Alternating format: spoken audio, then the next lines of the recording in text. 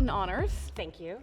Diamond. I'm sure we've got people here who were Hilton honors. My husband actually tracks those points.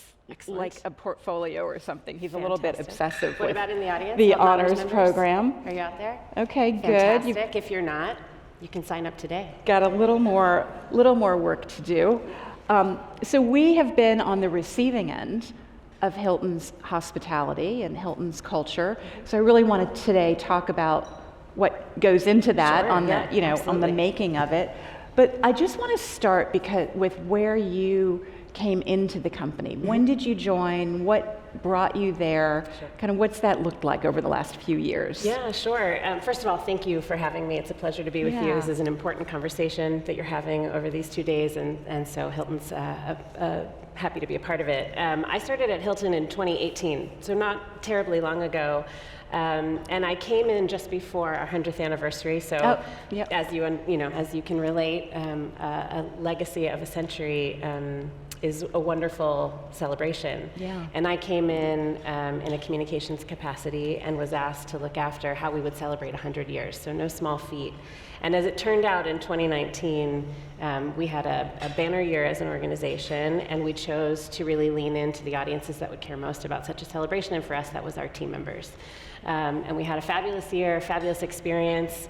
It was, among the highest of highs. We did all sorts of cool things, and then fast forward 12 months later, 2020, our business was at its knees.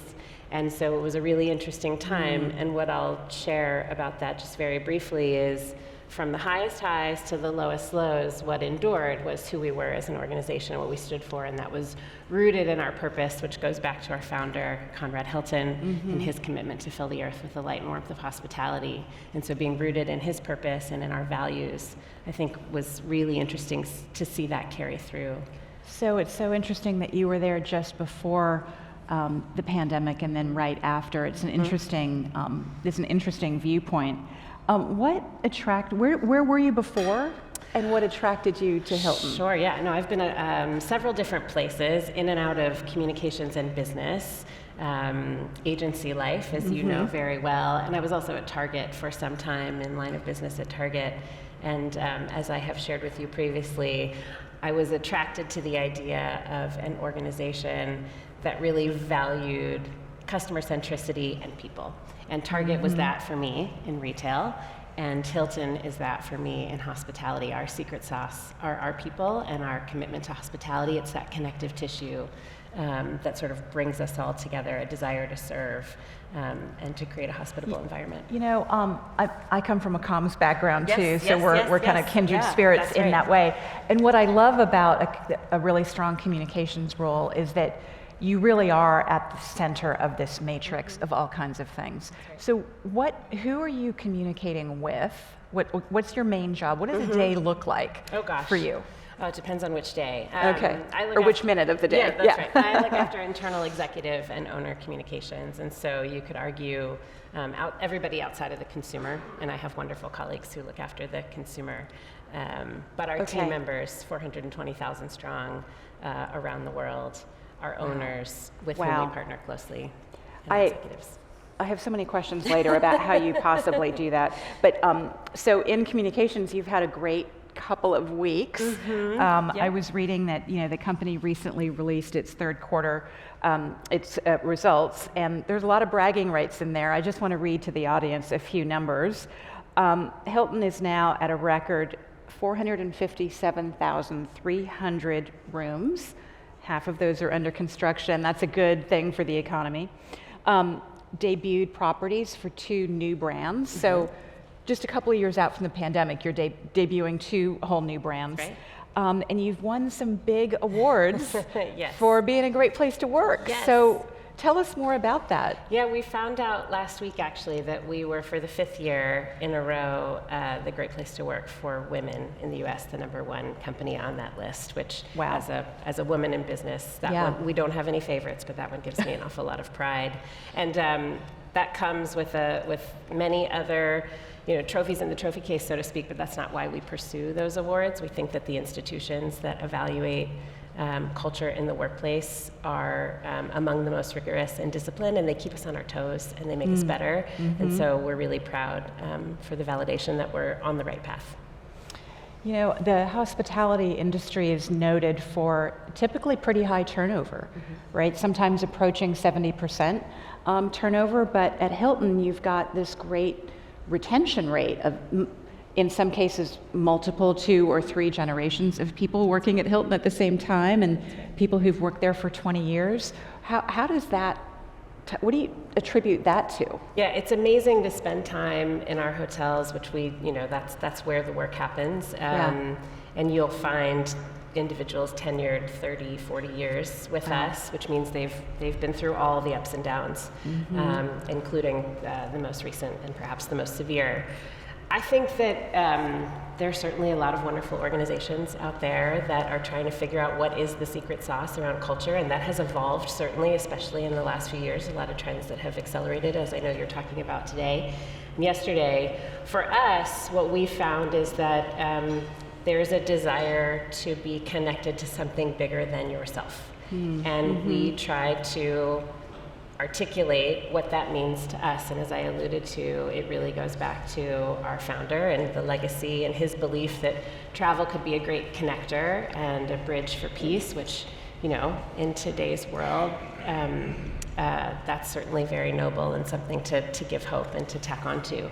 So we are trying to create a workplace that allows someone to be their whole self, to enjoy a fully human experience at work.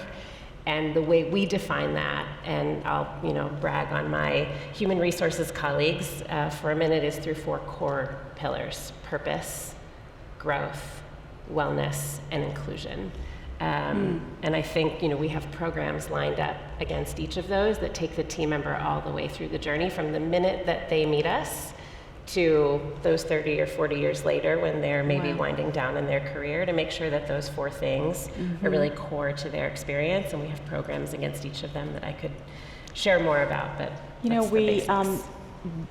people who are in this business of corporate citizenship and who work on community programs, I think we can all agree mental health has really risen to the top. Is that part of your wellness offering? What does Hilton do in that regard? Absolutely. I think that COVID certainly accelerated what we might all call a mental health crisis in the world. I don't think it was born out of COVID. I think it was there all along, and certainly something that we paid attention to prior, but it very much accelerated it, and for certain demographics more than others.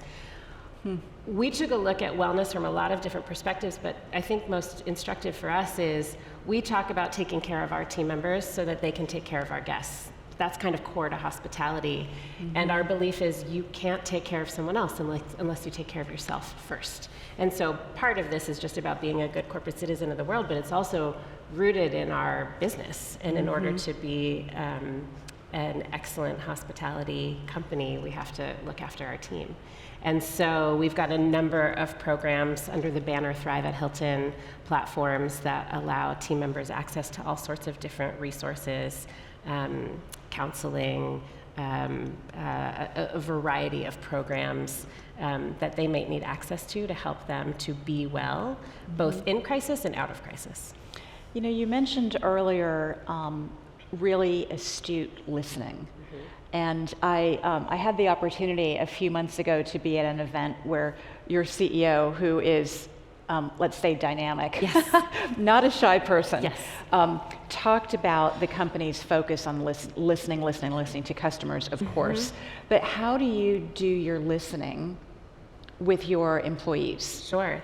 Especially around the world. That's a lot of people. It's a great question, and I think Chris Nassetta, our CEO, he's been doing this for many years, and so he has a lot of good wisdom on these topics, and it starts from the top, and he really leans in this regard.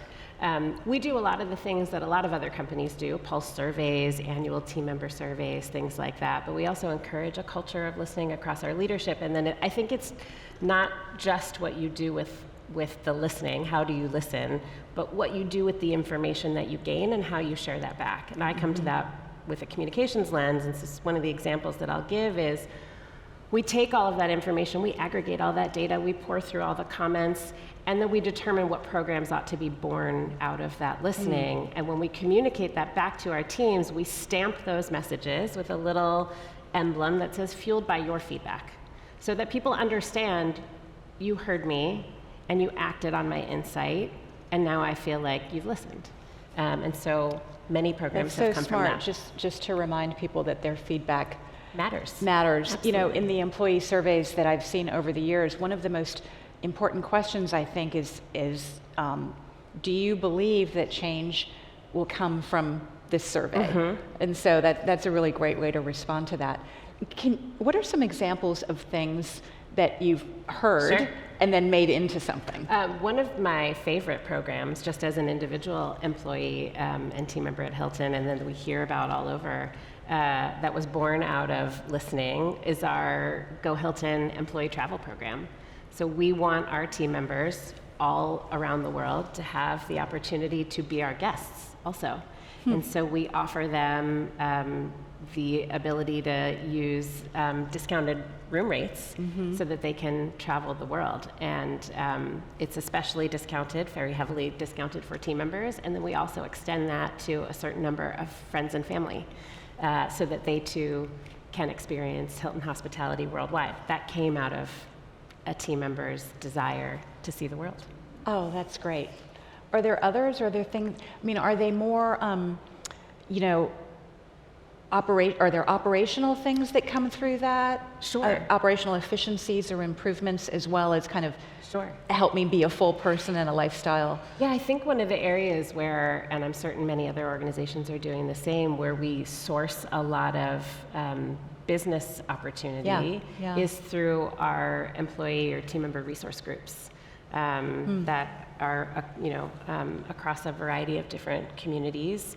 And those TMRGs, as we call them, are not just for celebration of culture and heritage, but they're actually for helping us drive business insights. And so we've worked with our women's TMRG, who obviously is feeling all the love from the recent accolade, to help us understand what women need when they're traveling. And I know I was on the road in Europe earlier this year, I guess it was, lost track of all time, and was having a conversation with an owner about what type of hairdryer they're using in the hotel. What are they sourcing we were at a new hotel site? And so things like that come from the TMRGs as well. Less about culture, but to your point, more about operations. Business efficiencies, that's so smart. So Hilton is operating at last count in 124 countries and territories, and you said you've got 460,000 employees. How do you create a unified culture across cultures, nationalities, languages, you know, religions, all of that? What's the through line? Yeah, well, this is the area of my love language, because often this is where communications becomes so critical. We place a very high premium on the way in which we communicate with team members internally. A few of the best practices for us are frequency and consistency. We want team members to know that they're going to hear from our CEO on a recurring basis. He sends a message every other week, and usually it's a video message. He's on the road in Japan right now, and the team is just putting the finishing touches on his spreading the light and warmth from video series, and that will go out as soon as he's back, and we do that on repeat every other week to send a signal to teams that we are, you know, alive and well in all these countries and out on the road, and to repeat and sort of reintroduce a lot of the themes that are important to us. So those consistent communications matter. When we think about the ways in which we communicate with our teams, it's twofold. It's what do I need to know to do my job? And so there's a lot of, you know, rigor and discipline around that. And also, what do we want team members to know to be reminded why Hilton? They could be, especially in the current labor market, they could be anywhere. Yeah. It goes back to what we were just talking about with respect to a place of purpose and values. And so we do a lot of storytelling and best practice sharing in these very repetitive, intentionally redundant, as I tell my team, methods, so that we're kind of always pressing the message. Intentionally redundant, that's a good way to look at it. Yeah. What does Chris talk about in his CEO videos? He talks about what he's been up to. So this week in Japan, we celebrated our 60th, or we are celebrating our 60th anniversary in Japan. And so there was a big celebration with owners. He is always spending time in hotels with team members and touring different new sites and existing sites. And so he talks about the stories of those team members that he's met with and the inspiration that they provide to him so that we can all be filled up and have that connection to what we're all doing around the world. Like a day in the life of the CEO. Exactly, and it's always different. You know, I've read once that executives and employees at Hilton, when they start, you kind of do an immersion job for a couple of days, or I don't know how long, you tell me. But did you do a spot job like that when you joined, or have you had assignments to go be a bellman or some job in a hotel? So I haven't yet. I have shadowed many a team member, many a GM, and other team members in hotels. But a lot of our executives have, and they'll tell you that some of their favorite experiences are the laundry routine is rigorous and important. Big operation. That's big operation. Bartending is always a hot topic and a lot of fun when we allow executives to get behind the bar in that way.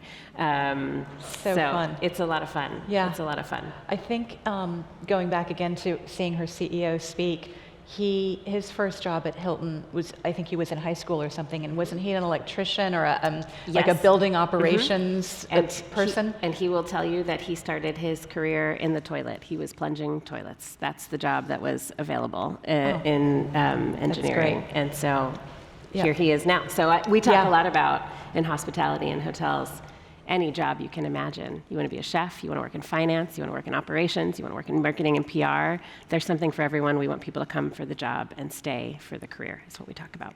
When you talked about being in Japan for 60 years or being in other countries now, when someone walks into a Hilton lobby, what is the first thing that they feel that's Hilton? If we've done our jobs, it should be warmth. Right? And so what does that mean? We talk a lot about, and what I think has really resonated with me in what's special about hospitality is we are the background in everybody's story, right? You walk through a hotel door, you walk into a lobby, you could be coming off of the most impactful moment of your life. It could be the worst day of your life or something in between. We don't need to know those details. We just need to make you feel welcome and to have that warmth that you can be who you need to be in that moment. And that's pretty special. That is really special. It makes me think of the different kinds of welcoming in different cultures. When I've stayed in Hilton in a different country, it is that sense of welcoming and warmth. It's not a corporate prototype. It's very specific to that location. Right. One of my favorite places is in Hawaii, and my family is from Lahaina. My town is the town that burned down in August, and it was really terrible for everyone. But the way that community has come together with a real sense of aloha spirit, and you think about the hundreds of homes that were lost, the businesses that were lost, the native Hawaiian culture that's been lost. People really looked to their employers to support them in different ways, like on day one to help locate family, on day two to find a new place to live. Talk to me about Hilton's footprint on Maui and how you kind of rallied the troops. How did you all help? Sure. So we actually, our number of operating hotels on Maui is actually relatively small. But that did not factor into the way in which we activated because of that sense of hospitality and community that's so important to us. When we have our footprint in a community, we consider it our community as well. And so it was devastating, and it was meaningful to see how quickly we were able to spring to action. We always say in any moment of crisis, and there are so many, sadly, happening all around the world, our first priority is the safety and security of our guests and our team members, and so that's where we start. We communicate with our team members immediately, both those in the impacted area to make sure that they have access to a fund through our foundation that they can leverage if they need it for immediate support. support, and then to the rest of our community so that team members know that we're taking care of the family, so to speak. In the case of Maui, we were able to raise $500,000 for local organizations, the local United Way and Maui Strong. We partnered with World Central Kitchen with our local chefs on the ground. We were thankful and grateful that our hotels and our team members especially weren't directly impacted. Surely they had family and friends that were, but they were able to jump in and help. And we partnered with Clean the World to distribute 20,000 hygiene kits. We sort of did as much as we could.